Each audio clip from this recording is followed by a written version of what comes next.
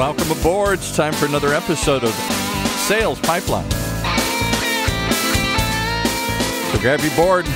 We're going to swim out into the sea of activity and see if we can't find us a nice, sweet pipeline starting to curl up over the horizon with the one man who can spot them all, Matt Heinz. What show is this, Paul? What show is this? Well, it begins with an S. That's what I remember. And it begins with an S. Oh, my gosh. As it stands for sports. And I know that you, of everybody else, most of us are kind of depressed. The Masters is over. Hockey's had their championships, the Stanley Cups. The NBA finals are over. It's kind of a doldrum for many people. But only Matt Heinz knows that the biggest is yet to come. And, of course, that is the World Wife Carrying Championship coming up in Finland in a couple weeks here on July 5th. The World Wife Carrying Championship yet to be held. Don't give up. What I love is that you've clearly done your homework, knowing that look, most of the major sports are now in their off season. I will tell you though, so as a lifelong Cubs fan, usually by this time of the season, the Cubs are way out of it and it's just watching for fun and beer. Right. The Cubs are now contenders every year, so there's meaningful baseball on every day. But I will also tell you, Paul, in addition to the Wife Carrying Championship, which I'm looking forward to. I know you're going to carry your bride over the championship this year. I got some money on a couple underdogs. That'll be fun. But I will also tell you, we're doing this show live from Reno, Nevada. Yesterday and today, I drove from Seattle down to Reno. Long story short, got some family business to take care of down here. So myself, my truck, and my dog, we drove down. And, even though it is the end of June, I am fired up for college football season. We're still 90 days away from kickoff. And let me tell you why. Because basically driving down, so I listen to a podcast. If any of you listening to this like college football, I highly recommend a podcast called The Solid Verbal. Don't ask why it's called that. It's another long story. But they do 2 episodes a week during the season. They'll do a recap of the games, and then later in the week they'll do a preview of the upcoming week. During the off season, they do once a week shows, but I kind of fall behind because I'm just it's not really that. I got other stuff going on. 12-hour drive from Seattle to Reno over a couple days. I got caught up on an awful lot of episodes of Solid Verbal. I'm fired up. You're fired up. I'm pretty fired up. I'm ready to go. I'm also fired up. Here's my weatherman segue. I'm also fired up for today's Sales Pipeline Radio. Thanks to everyone for joining us today. Really appreciate those of you joining us live on the Funnel Media Radio Network. We are here every Thursday live at 11:30 Pacific, 2:30 Eastern. So thank you for joining us in the middle of your workday. For those of you listening on the podcast, thanks so much for joining. Our numbers continue to grow. It's pretty exciting to see the hardware pay off. Paul, we've been doing this almost 4 years now. It's pretty exciting and humbling to see what's going on in every episode. If you've missed past episodes of Sales Pipeline Radio, you can always cast past, present, and future episodes of the program at salespipelineradio.com. We are featuring every week some of the best and brightest minds in sales and marketing, and today is absolutely no different. Very excited to have with us today Kevin Cunningham. He is the CEO of a very exciting predictive analytics company. Kevin, thank you very much for joining us. Hey, Matt, great to be here. Appreciate it. So I'm looking at the description of your business, and I think that when you get into predictive analytics and sort of identifying target customers, it gets pretty wonky pretty quickly. So talk a little bit about what you guys do in sort of plain, everyday lunch pail sales and marketing language, if you would. Absolutely. So before I get into the everyday language, MRP Prolitics is an enterprise-class predictive account-based marketing platform. So ultimately what that means is we're leveraging predictive analytics and AI to help our clients better understand their target market, prioritize the accounts that are looking to buy solutions similar to theirs, and then help them execute the tactics that are going to turn those accounts into pipeline and revenue. And I think we've heard, I think I've seen you guys, in this space for a number of years. I feel like you're at every conference I attend. You guys have clearly positioned yourself as a leader in this space. And I feel like we've been talking about AI in B2B for quite a while. Like a lot of emerging industries, I think the technology sometimes outpaces what people understand it can do. But if you think about identifying customers that are like your existing customers, if you think about taking your ideal customer profile, going out into the wild and using a ton of data to identify customers that are more likely to respond to your sales calls, more likely to respond to your marketing because they have a need you can fill. That, I think, is the promise that we're seeing AI fulfill more and more so today. Did I get that right? How would you characterize that? Absolutely. And I think it's a great application in the ABM space. And when you think about account-based marketing, it's really just good B2B marketing. But, in the early days of ABM, it was really about leveraging those personalized messages to the top handful of accounts, say 25 or 100 accounts, that you can deliver something personalized to and have it being meaningful and effective and convert.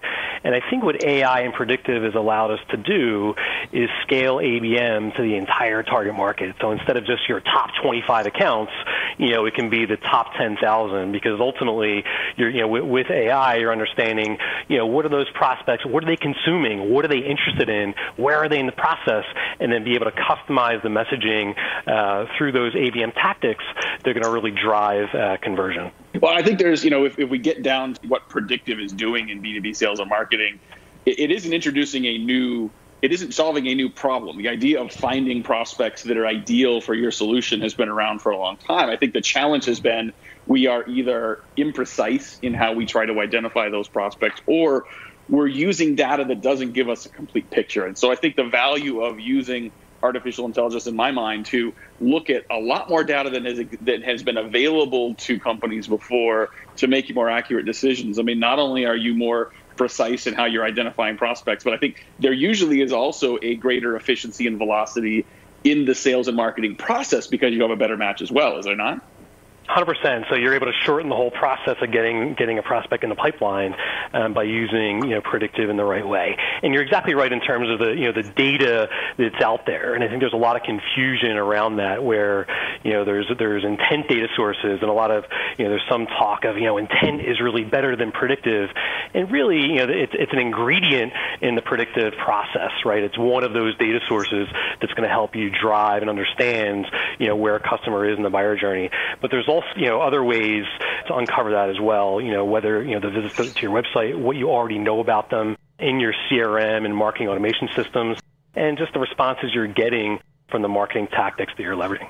Talking today on Sales Pipeline Radio with Kevin Cunningham. He's the CEO of MRP. And Kevin, you guys have been doing this for a while. I think the platform has really sort of been built from the ground up and has existed well before, I think, people in marketing and B2B really thought of AI as something that I think what has become kind of table stakes as part of the MarTech stack. Can you talk a little bit about what it takes to create a category when you've got something that you know has a future, that has a place in most, if not all, B2B marketing technology stacks, but is just not yet understood very well? What does it take to build that category like that?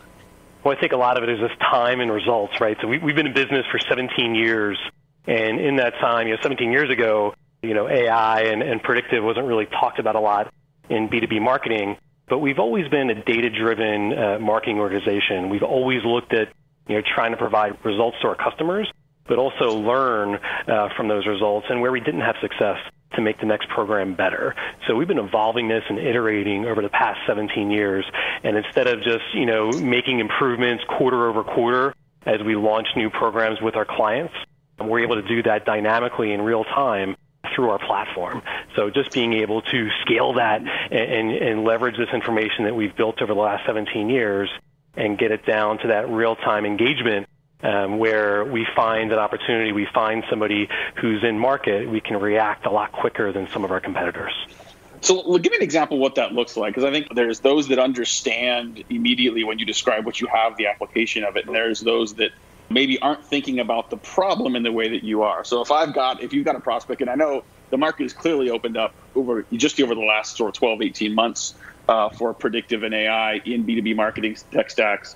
But if you've got a prospect that doesn't see it immediately, what are some of the ways that you can kind of challenge or loosen the status quo? And I'm thinking about, so using that as sort of the language from the Serious Decisions buying journey framework, but what are the insights or the reframes of a problem that you can share with a prospect that sort of is about their situation and about their objectives, that can really open their eyes to the impact that AI and predictive can have?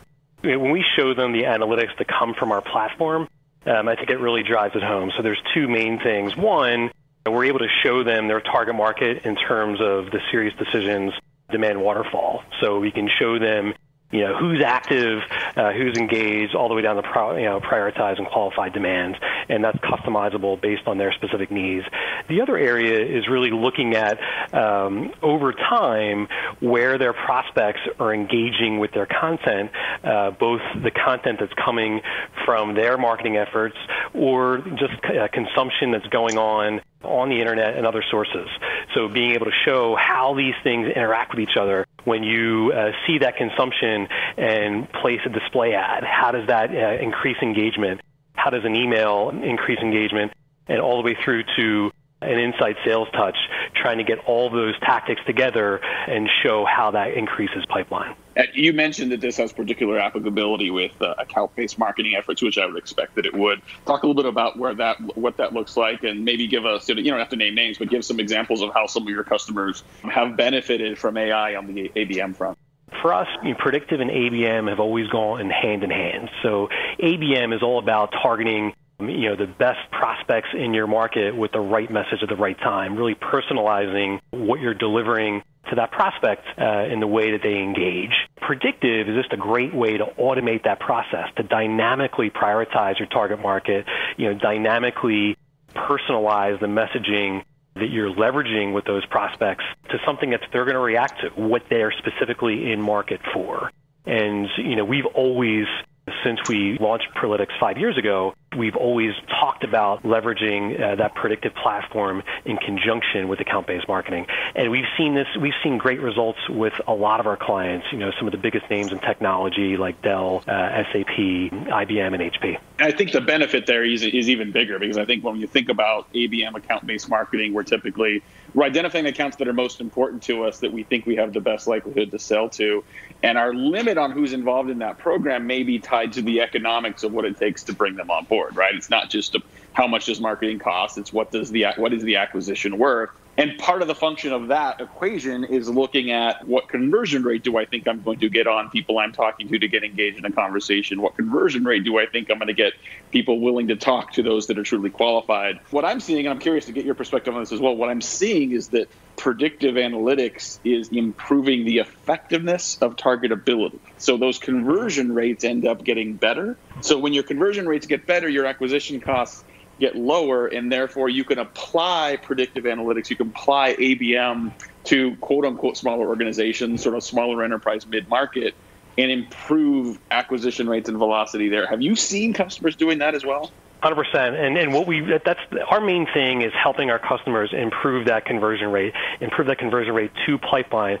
But in addition to that conversion, trying to increase the pipeline per account. So not only converting more prospects, but converting them for a higher dollar value. Trying to really understand the whole scope of what they're in market for, and making sure that when we do engage, we're cross-selling as much as we can to capture as much share of wallet as possible.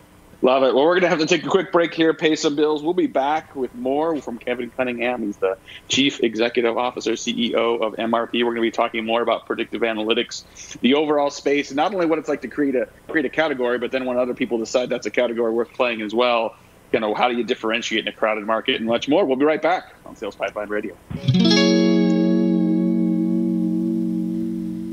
How are successful B2B practitioners using ABM to drive more reliable revenue for their business? How are these modern marketers adopting new tactics, overcoming obstacles, and achieving their goals? Read the new research report from Flip My Funnel and Heinz Marketing on the 2018 State of Account-Based Marketing and discover what's changed, what stayed the same, and where ABM is heading in the future. Visit HeinzMarketing.com's resource section. That's HEINZ marketing.com and the resource tab for your free copy today. All right, let's pick it back up with Matt and his guest, the only two people who can predict your next customer. Speaking of predicting, Paul, earlier I have to apologize to our audience because I was completely faking my familiarity with the wife carrying competition. Can you just real quick, where is this? Is this like an Olympic level sport, or where did you find this? They're going to have teams send on Finland. The object is to carry your wife over a series of obstacle courses and see who can do it the fastest. And it's actually a huge sport in Finland. It's been going on forever and been a follower and fan for many years. Just the idea of carrying my wife anywhere just seems appealing to me here. I'm not gonna touch that follow-up question. We will put it in the show notes. If they are broadcasting this, if there are any YouTube live streams, if there are even recap videos, I want to know more about wife carrying as a sport. Go to radseason.com, radseason.com, and you can read all about the upcoming World Wife Carrying Championship in 2019 in England. Speaking of upcoming, Paul, we have some great guests in the next couple weeks on Sales Pipeline Radio. Next week, the last week of June 2019, we have Lindsay Peterson. She is a B2B brand strategist, one of the smartest I know. You name a company that's big in B2B, and she's advising them on their brand strategy. She has a brand new book out, and we'll be talking about that next week. Speaking of new books, we also have coming up Mike Weinberg, one of my favorite people in B2B sales. He's an author, he's a speaker, he's a coach. He just published his third book called Sales Truth. He is one of the plainest, most direct speakers in the sales space that I know. Excited to have him coming up and much more. We will be doing a rerun on July 4th, which is here in a couple weeks. Hopefully you're out shooting off bottle rockets or something. But a few more minutes here on today's episode with Kevin Cunningham. He's the CEO of MRP. They are one of the leading predictive analytics and AI solutions in the B2B sales and marketing space. And what comes with leadership, Kevin, of course, is competition. I think competition is a good thing. I think I've always felt like if someone says we don't have any competition, you don't really have a market. So if you attract heavy competition, that means you're onto something and you've got first mover advantage. What does it mean to have first mover advantage? Because I think you guys have been doing this longer than almost anyone else, but this is now a crowded space where there are a lot of companies doing very different things, and it's easy for buyers to group everybody into just like literally a two-letter category. How do you continue to differentiate and lead? I think we've been really fortunate to have some large enterprise customers that serve as the base of a lot of what we do.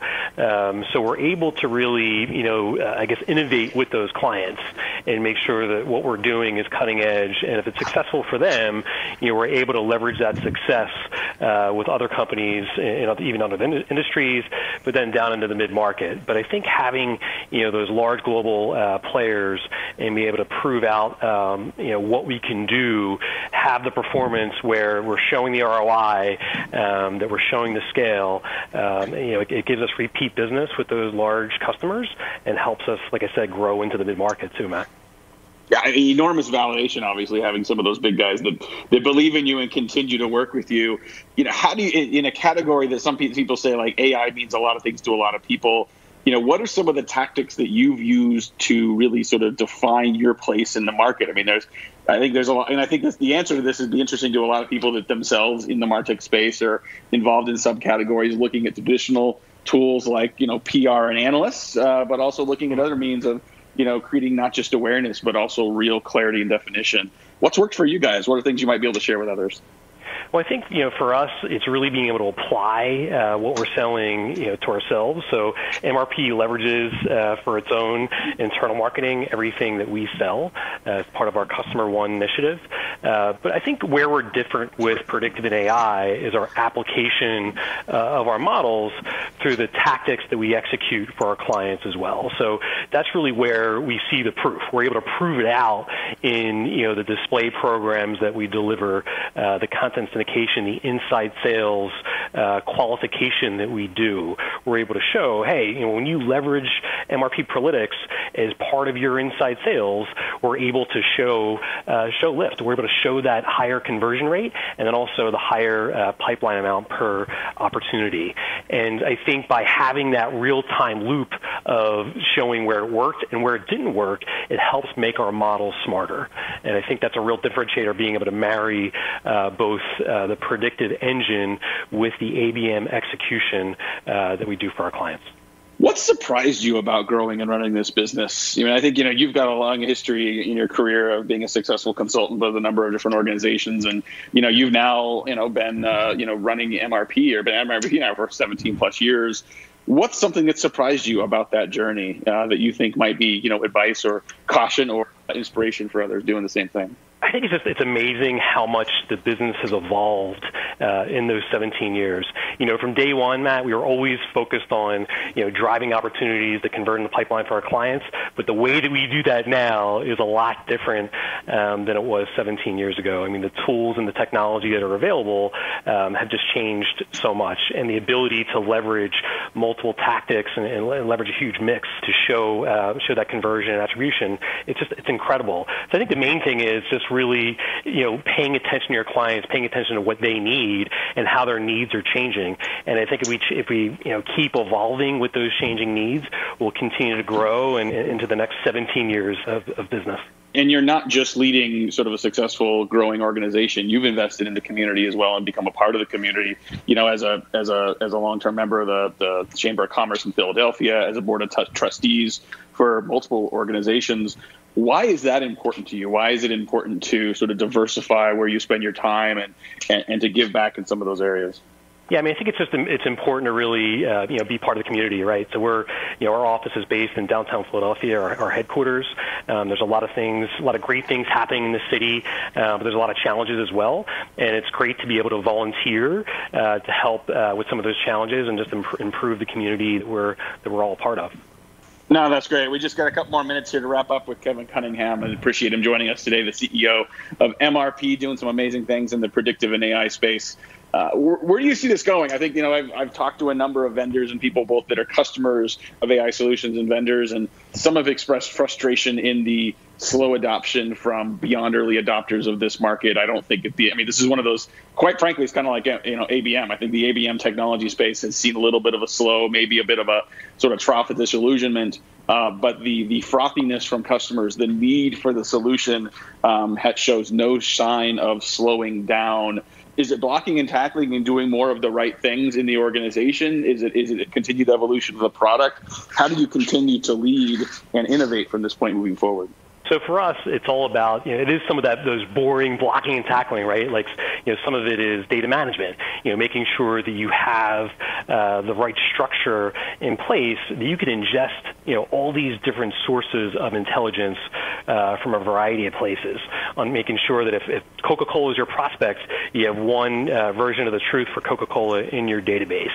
And, from there, making sure that your models are really able to ingest all this information and score and leverage it effectively. And then from an execution standpoint, making sure that you're leveraging the right tactics that are going to drive conversion, and just making sure the whole thing is a closed loop, that it's constantly getting better and working in real time. We got to engage with our customers at the speed in which they're buying. And, if you're not doing it in real time, you could be missing out. Last question for you before I think we're going to have to wrap up here. As you think through your career and sort of your growth as a professional, who are some of the people that have been most influential for you? They could be, professors, authors, speakers, past managers or mentors. Who are some people that, you might want to recognize and even point other people to check out, to learn from and be inspired from as well? Yeah, I mean, for me, there's obviously a lot of, I've had some great mentors in my family, my brother, my dad, uncles. I would say professionally, I started my career at Price Waterhouse. A good friend of mine, Len Combs, who's now on the board there. He's come a long way in his career. He really trained me how to work hard and be a professional and stick through things and get beyond some of the challenges you have in your career, and to always work a little bit outside your comfort zone, right? Not to get too complacent, because you start getting complacent, that's when things get stale and you stagnate. Well, I feel like we could spend a whole nother 30 minutes talking about getting outside your comfort zone. That is a good one, but we unfortunately need to wrap up here. Kevin, thank you so much for your time and insights. It's a pleasure. And where can people learn more about MRP if they want to learn more about what you guys are doing? MRPFD.com. All right, MRPFD.com. We'll put that in the notes for the podcast as well. And thanks so much for joining us. And before we wrap up, Paul, a reminder, in addition to diverse sporting interest in the summer, living in the Northwest, this is an amazing time of the year. The sun comes up before 5. It gets dark after 10. It's really easy just to stay heads down on the laptop and just continue to work. But, we live in a great time in a beautiful country in a great place. And I think, put your head up, get outside, enjoy what's around you. This is an amazing time to do it. All right, buddy, I'm off my soapbox now. But thanks very much, everyone, for joining us for another episode. Join us next week for what I expect to be a really, really insightful conversation about B2B branding with Lindsay Peterson. For my great producer, Paul, this is Matt Heinz. Thanks for joining us on another week of Sales Pipeline Radio.